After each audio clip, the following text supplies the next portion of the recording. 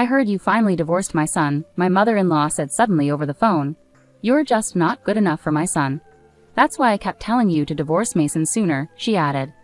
I almost laughed at her tone but managed to hold it in. Well, I finally realized I couldn't get along with my mother-in-law since Mason and I divorced 3 years ago, I replied. My name is Fai. I've been living with Chaco, the cat I rescued 2 years ago. Until 3 years ago, I was married. I met my ex-husband, Mason, through a friend, and we got married. At first, I didn't know his true nature, but after we got married, I slowly began to see his real personality. Mason graduated from college, but he had never been scolded much before. He made mistakes at work, got in trouble with his bosses and clients, didn't like apologizing, and quit his job soon after we got married.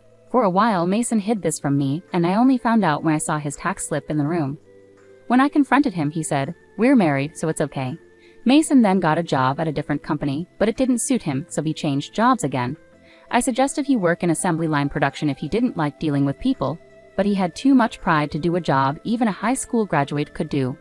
He couldn't stay unemployed, so I urged Mason, who didn't seem eager to work, and now he's working at a dispatch company. Mason is handsome, so there were always other women around. He cheated on me several times while we were dating. Each time I threatened to break up with him, but Mason would say, "The others are just for fun. You're the only one for me, Fai," and foolishly, I would forgive him. This cycle of being cheated on and forgiving him kept repeating. When I finally decided to break up with Mason for real, he surprised me by proposing with a ring. My parents were strongly against it, warning me that I would struggle, but I had a strange confidence that I could change Mason. So I went against my parents' advice and married him. I naively believed that everything would work out if I just stayed strong, but I soon realized I was wrong. Mason turned out to be a mama's boy. My mother-in-law resented me for taking her son away. Even though we didn't live together because her house and workplace were far away, she called me every day. She would ask, "What's Mason doing? Are you making sure Mason eats properly? You're not making Mason lonely, are you?" These were trivial calls. Instead of calling me, she should have called Mason directly. But I didn't want to be disliked by her just after getting married, so I couldn't argue back and ended up apologizing. I asked Mason to reduce the frequency of his mother's unannounced visits and calls, but he said, "Why? It's fine, isn't it? Don't you hate it when my mom calls you or comes over every day?" He didn't seem to mind at all. So I suggested to my own mother that she start calling Mason every day, just like his mother did to me. I had her ask, "Mason, what's Faye doing now? Are you making sure Faye eats properly? Are you properly grateful to Faye?" I wanted Mason to experience what I was going through. Surprisingly, Mason quickly reacted, "Hey, can you tell your mother to stop calling me every day? It can't be helped, right? My mother has free time too. I can't answer her calls because I have to talk to your mother, so you have to talk to her." No, that's not what I meant. My mom was so happy. Normally, she would get scolded if she called every day just to talk about nothing important, but Mason was so kind and told her she could call as often as she wanted. "I never said that," I protested.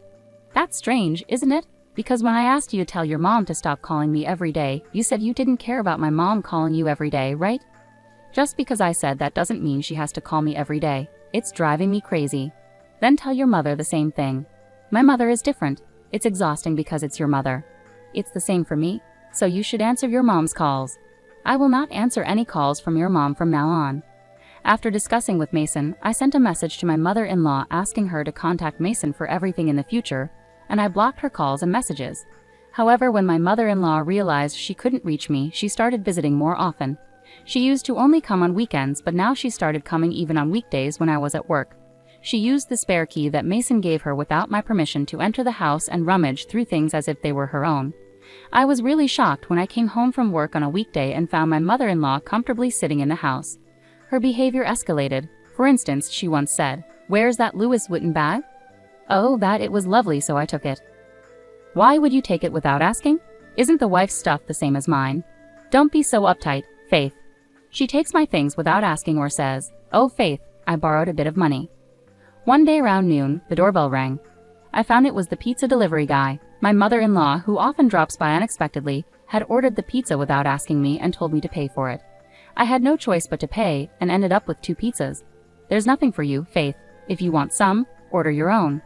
She made me foot the bill, and my mother-in-law and Mason enjoyed the pizza right in front of me. I was furious, so in front of them, I took the money my mother-in-law had taken from Mason's wallet and the pizza money, and I left.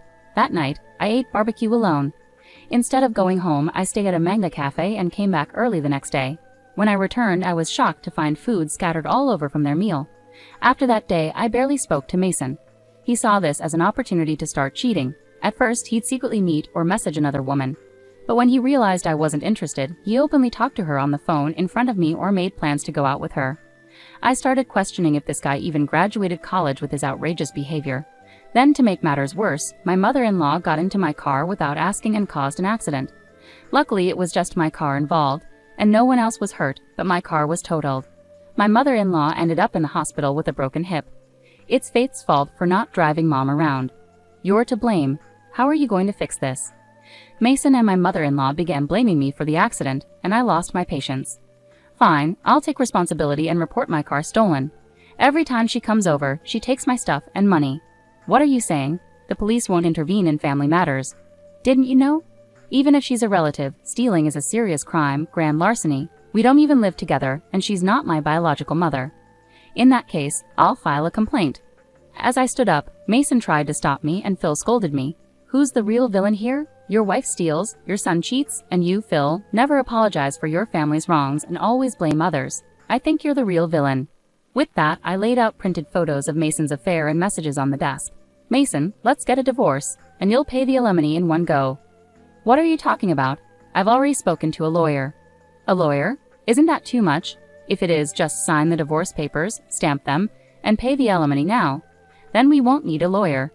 You know I can't afford that kind of money. And honestly, after openly cheating like this, I don't see why I shouldn't divorce you. But Faith, you love me, right? Not at all. I've had enough of you not standing up for me against your mother, behaving badly, and cheating. If you can't pay, then I'll let the lawyer handle it. Fine, since the bank isn't open now, I'll pay it properly later. I'll sign the divorce papers right away. Dad, why? Why are you saying this? Phil, visibly angry, yelled at Mason. Don't you get it? If you get sued, it'll ruin my career. And if the neighbors find out, it'll be embarrassing. I won't stand for it. Listen, I'll lend you the money this time, but you have to pay me back every month. If you can't, I'll make you sell your organs or work on a crab fishing boat, whatever it takes to repay me. Got it? Okay. Phil was very concerned about appearances. He pressured Mason to sign the divorce papers and even made him write a repayment memorandum for the loan he gave him. Despite leaving household matters to Mill, Phil excelled at work and held a high position, preferring amicable resolutions to avoid disadvantages. However, his focus on money led him to ensure Mason signed a repayment agreement for the loan. Since the apartment was in my name, I removed Mason's belongings, mostly clothes, manga books, and hobbies. I reclaimed the keys from Mason, including the spare he gave Mill for the mailbox. Phil assured me he'd retrieve it if they didn't return it. Later, Phil compensated me for damages, and the key was returned to the mailbox. Mason complained about not wanting a divorce and who would care for his injured mother, but I ignored him, blocking his calls and messages, cutting off contact. I moved out soon after and started anew. 3 years passed, and when I'd almost forgotten them, I got a call from an unknown number. It was my mother-in-law. Faith, long time no see. I'm glad your number hasn't changed. Why is she calling after all this time? I wondered, but she started talking before I could respond. You were such a terrible wife, weren't you? You never came to see me. When I was hurt and in the hospital, you never visited. After I left the hospital and you moved out on your own, I don't understand what you were thinking. Why should I? I don't have any obligation to take care of you, do I? Well, look at that. I couldn't reach you at all when I called, and you never replied to my messages, so I got a new phone. I really wonder what Mason saw in you, huh? As my mother-in-law kept complaining, I asked her why she got a new phone and called me. So you finally divorced my son. You two were never right for each other. I've been telling you to divorce him as soon as possible. Excuse me, what are you talking about? Finally, I realized my mother-in-law's rambling didn't make sense. Mason and I divorced 3 years ago. I'd almost chuckled at the deflated tone of my mother-in-law's voice, but I held it back. We divorced 3 years ago after your accident with my car and when Mason was cheating. There were many reasons for the divorce. Huh? No way. Huh? I received my alimony in a lump sum from Phil on Mason's behalf, and I haven't contacted him since the divorce. Well, I've blocked all calls, but Mason. Then who called me? According to my mother-in-law, someone claiming to be Mason recently called, asking for money to settle the divorce, saying he had none and gave the money to a friend claiming to be Mason. I have no idea who that could be. So the guy who took the money claiming to be Mason's friend, was he definitely a scammer? I'm not sure how much was taken, but it sounds like my mother-in-law was scammed out of a shocking amount. But it's not my problem. Well then, as I tried to end the call, my mother-in-law caught my attention. Hey, don't you think I'm pitiful? I do feel sorry for her, but ultimately, it's not my issue. I'll make sure to be cautious and warn my parents. I see this as a lesson learned. Could you lend me some money? Why don't you ask your son? Mason changed his contact info my husband doesn't know, and I have no idea where he is now. Please, I'm begging you. She was always shameless even when I was married, but I never expected this. I replied, I understand. Well, if you return all the money for the car and appliances that were damaged after you took them, plus the money you stole from my wallet, then I might consider it. I can't possibly repay all that. What are you saying? Asking for that from someone who's now a stranger to you shows a lack of common sense. I could demand it from you right now. Don't you have any compassion? Sorry, I have no compassion left for you. It's unbelievable. Breaking up with Mason and divorcing you was the right decision. I'm done, forget it. My mother-in-law keeps calling and hanging up on me. To avoid her pestering for money, I blocked her new contact details. It feels like a relief. I was surprised that Mason didn't tell Mill about our divorce 3 years ago, and also that she fell for the scam and took my money. Phil tends to talk a lot, so he probably told Mason not to tell his mother. Phil will be retiring soon, and he'll be furious if he finds out someone scammed a large sum of his retirement savings. Since Phil is retiring soon, he might make my mother-in-law work to pay back the money, no matter how much she begs. She hasn't worked since marrying Phil, so I wonder if she can even find a job. Karma always comes around. Isn't that right, Choco? Choco, lounging in the sunlight on the windowsill, responded with a meow and a yawn. After my divorce, I got involved in rescuing cats. I started raising Choco in my new apartment, joining a friend in volunteer adoption events. I instantly fell in love with Choco when I met him. I kept going back to the rescue organization, helping out however I could. They were always kind and patient, never minding my questions. They'd always asked about Choco's well-being, showing genuine care. I'm proud to have made good friends with such wonderful people. One of them, a man, and I are planning to have dinner together. He used to care for Choco, so he's fond of him. He mentioned how he'd love to keep Choco, but he already has 3 rescue cats at home, so he's unsure about taking on more. When I offered to take Choco, he was thrilled. He's a real cat lover, always talking about rescue cats, his own pets, and sharing stories about Choco. He understands how coming home to cats after a tiring day melts away the stress. Our conversation was lively, and for the first time in a while, I felt genuinely happy chatting with the man. I'm not rushing into marriage, but this time I want to take things slow and get to know him well, hoping to build a wonderful family together eventually.